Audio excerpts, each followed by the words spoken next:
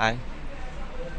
चलिए, तो हम लोग देख रहे थे मानव जनन, है ना, मानव जनन, है ना, मानव जनन तंत्र बना रहे थे। ठीक है, तो आगे हम लोगों ने पढ़ चुका था कि मानव जनन तंत्र क्या है ना, उसमें मेल,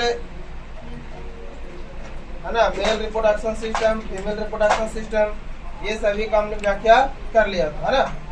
आज हम लोग पढ़ने जा रहे हैं कि वो जो मेल गैमेट्स है या जो फीमेल गैमेट्स है ना, वो कैसे बनता है।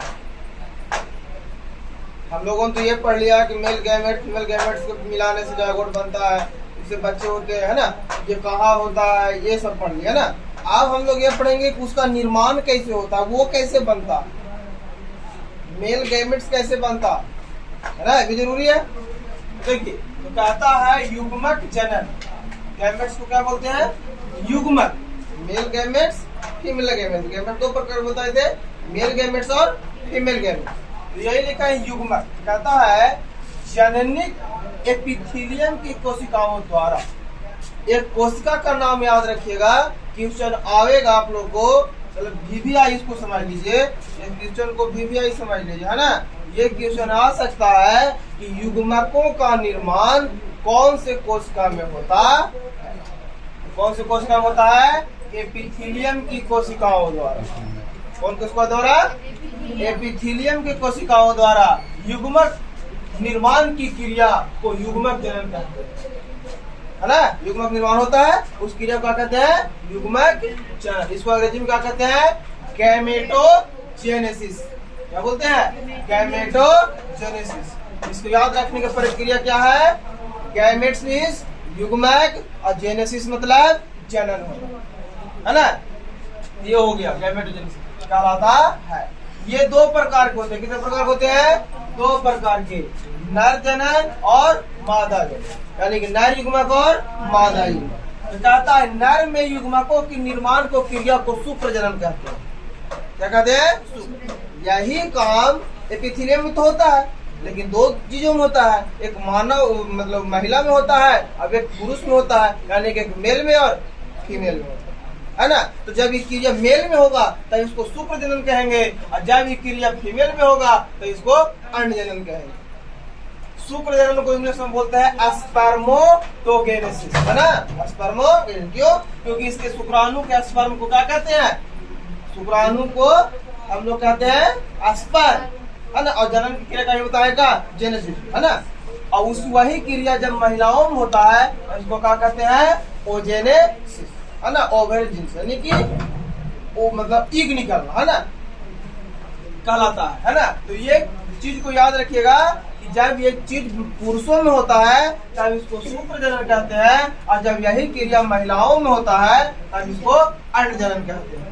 ठीक है, अब देखिए सबसे पहले हम लोग समझेंगे शुक्र जनन, उसके बाद हम लोग पढ़ेंगे अंड जनन। ठीक है, शुक्र जनन क्या है, तो शुक्र जनन हम आपको बताए थे कि शरीर के बाहर एक थैलीनुमा संरचना, बार बार इसी चीज को आ रहा है, इंपॉर्टेंट है, क्वेश्चन आएगा इससे, बहुत बार ये चीज को पूछा जा रहा है ना।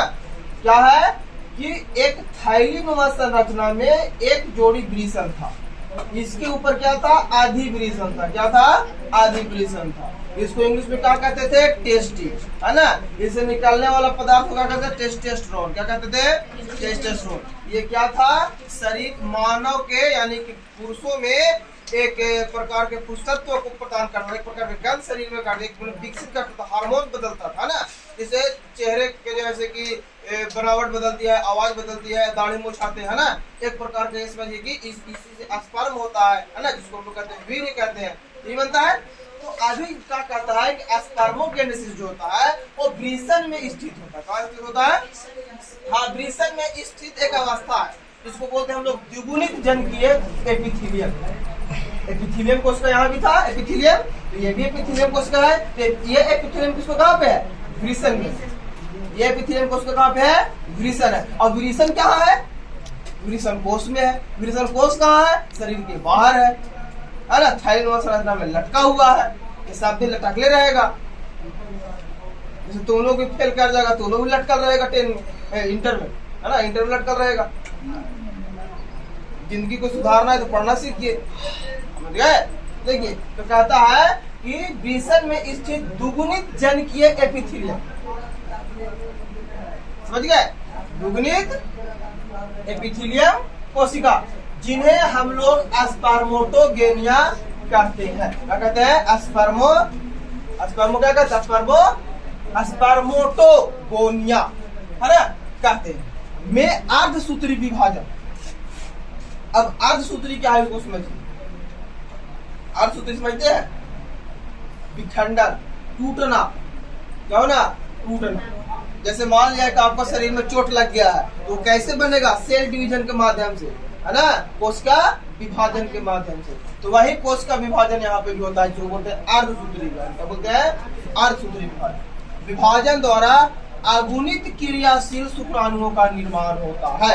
अगुणित क्रियाशील शुक्राणु, यही जब अंडाणु से मिल जाएगा तब क्या कहेगा? दुगुनित हो जाएगा। क्या हो जाएगा? दुगुनित। तब इसको हम लोग क्या कहेंगे? जायगोट कहेंगे। क्या कहेंगे? लेकिन जब तक ये नहीं मिलता है तब तक ये अगुणित अवस्था में रहेगा और तब तक इसको हम लोग शुक्राणु कहेंगे, है ना। कहता है क्रियाशील शुक्राणुओं का निर्माण शुक्र जनन कहलाता है। क्या कहलाता है? शुक्र जनन कहलाता है। यह प्रक्रिया शुक्र जनन नलिकाओं में होता है। कहाँ पे होता है? शुक्र जनन नलिकाओं में। और शुक्र जनन नलिकाओं क्या है वो आपको पहले बता दिया गया है।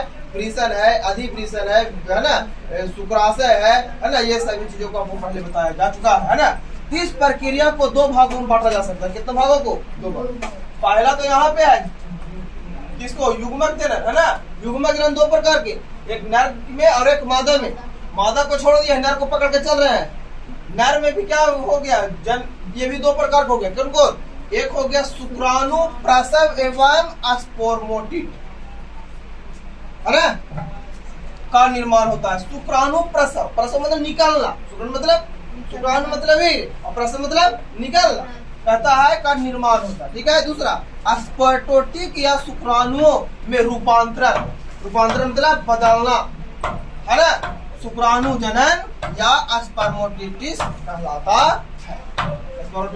है। कहता है ना, इसी को बोलते हैं शुक्र जनन लिखा। ये इनका जो अवस्था होता है इनको भी कई भागों में बांटा जा सकता है, कई भागों में बांटा जा सकता है। तो वो बांटेंगे नेक्स्ट क्लास। चलिए